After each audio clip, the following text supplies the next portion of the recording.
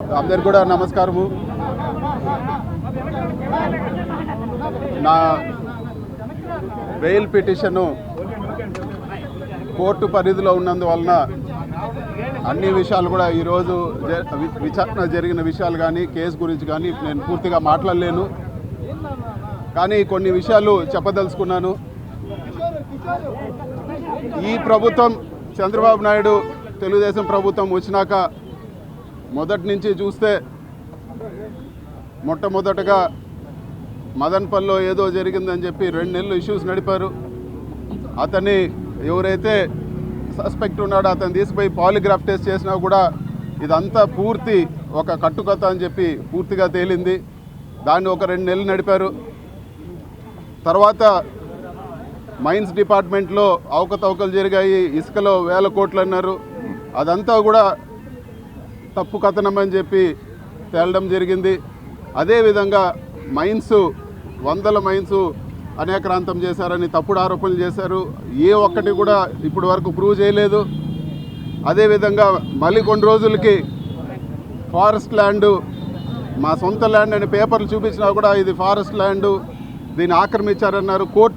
మేము కోర్టుకు పోతే మళ్ళీ అదంతా కూడా కరెక్ట్గానే ఉందని చెప్పి కోర్టుకు వాళ్ళు సబ్మిట్ చేయడం జరిగింది.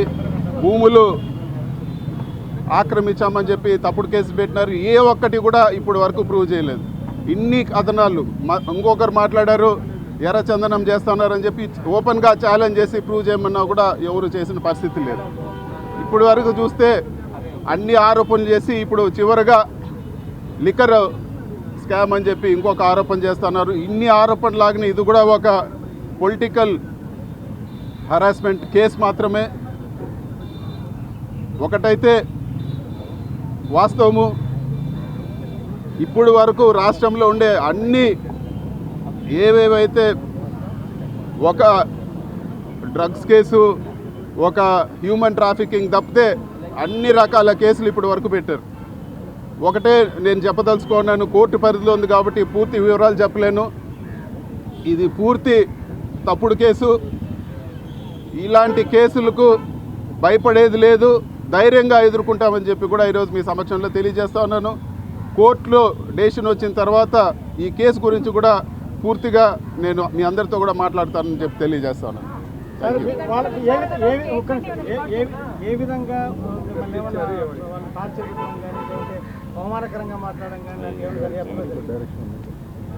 ఇది కోర్టు పరిధిలో ఉంది.